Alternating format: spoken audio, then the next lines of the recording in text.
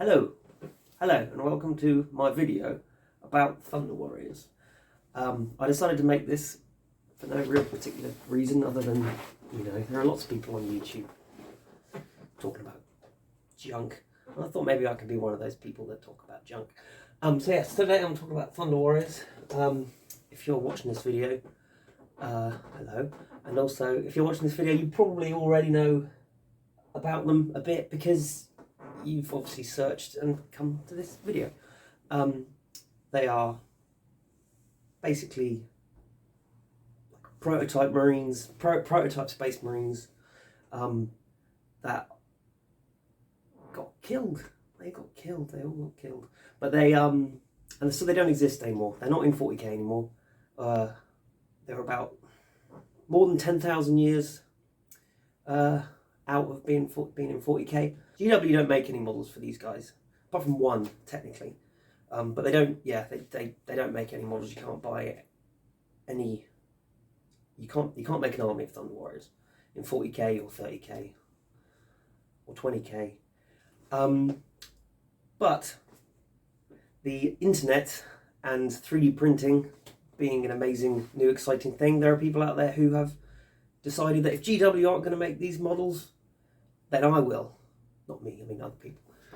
I can't make 3D models. Yeah, I'd like to. It'd be really cool to make my own 3D models, but haven't started that journey.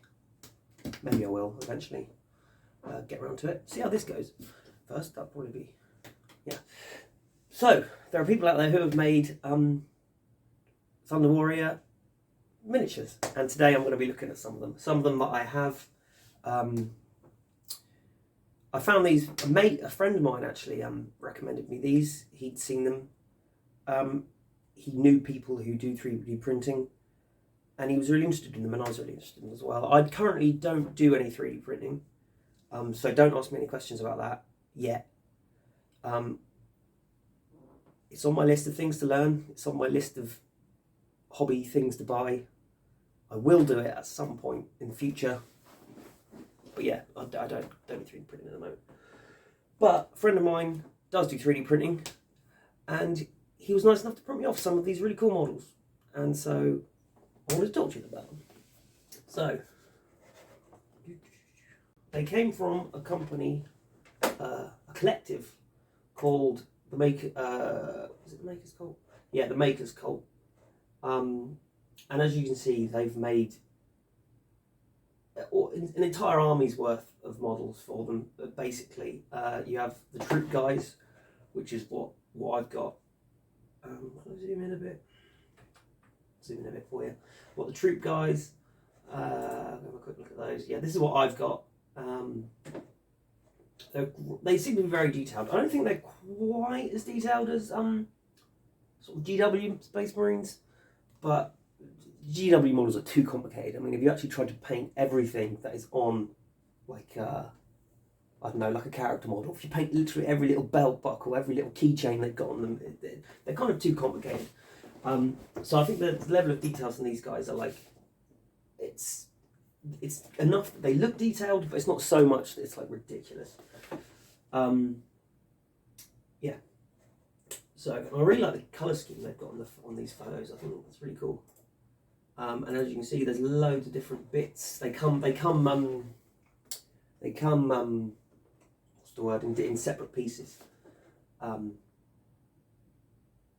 which is nice because I prefer that because it means you can customize them and you can kit bash them. You can mix them up, mix and match. Go through your bits box and find Space Marine bits and mix and match and make them more unique, even more unique. And they have. I think the file comes with a bunch of axes, different weapons. I think there's axes, which I assume they'd be like chainswords, wouldn't they? You'd run them as chainswords. You've got your bolt pistol proxy, and you've got your bolt rifle proxy, or bolt gun proxy maybe, and a little posy arm here. So yeah, they're really cool. My models, I really like using them. They work together really well. All the bits work perfectly. The gun arms, like both gun arms, are like in one piece, which is really good. means you only have to glue on one bit. Because like on Space Marines, a lot of them like gluing on one arm is easy. Gluing on the first arm is easy, but gluing on that second arm and getting it in the right place so it matches up can be emotional. It can get emotional. So the fact that it's all both arms are together, it's really easy. The poses, I really like the different poses. There's some of them are just standing, looking cool, posing. Some of them are running and sprinting and shouting, and there's a lot of variety in the set. And one of the things I really like is the shoulder pads. Now, Space Marine shoulder pads, you have to put them on because that's what they are. And if you don't put them on, they look silly. But with these, very cunningly, and I actually think, why don't GW models do this? Underneath the shoulder pad, the big hefty shoulder pads they come with, there's like another mini shoulder pad made underneath it. So I think and I assume that the point of that is you can choose. You can be like, do I want the big old bulky shoulder pads, or do I want these little, probably slightly more realistic? I don't want to use the word realistic. This is a bad context to use the word realistic. But yeah, these smaller, more sleeker, sort of less armoured shoulder pads. And I love choice. Choice is something that I really love in models. Like I want as much choice as possible. And they also come with, there are two sets of heads. There's lots of different heads, but there's two, there's like a big helmet and a little helmet.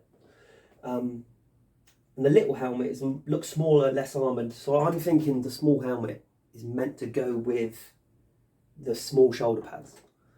So maybe you can make sort of two separate units. I'm thinking like maybe the normal ones with the big shoulder pads and the big helmets, maybe they're intercessors or like intercessor proxies.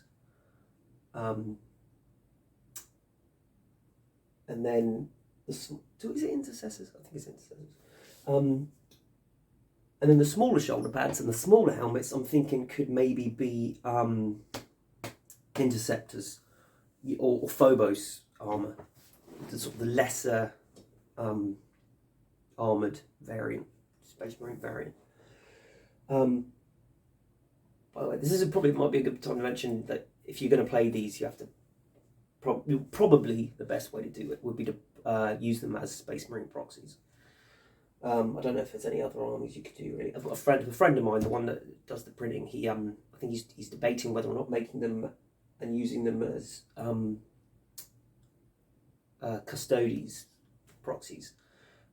Pretty good idea. I think that will totally work. They're big enough to be Custodes.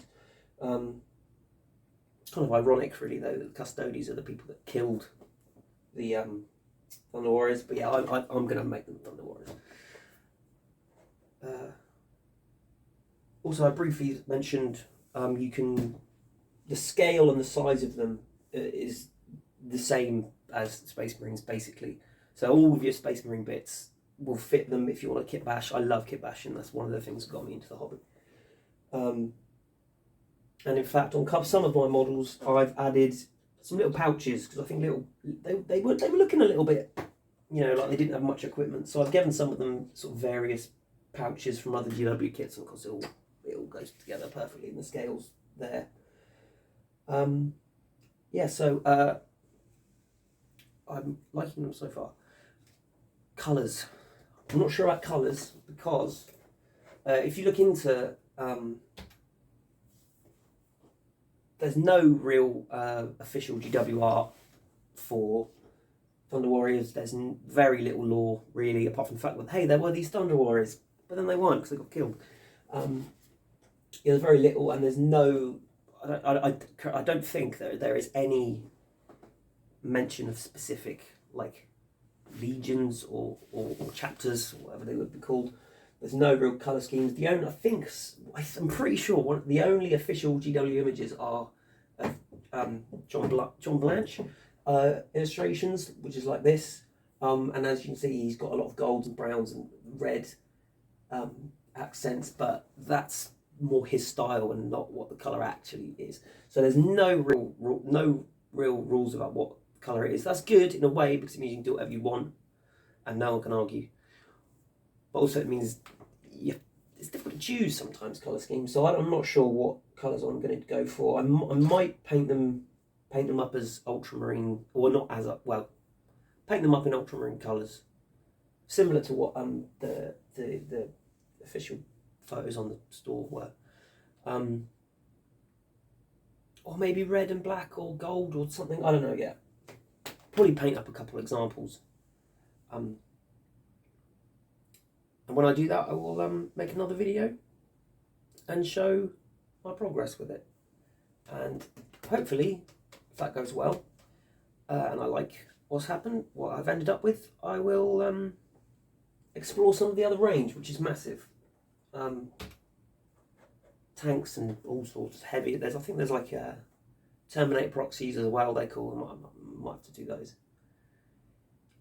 So yeah, that was a quick, probably wasn't actually that quick, video about Thunder Warriors. I hope you enjoyed it, and I'll see you around, maybe.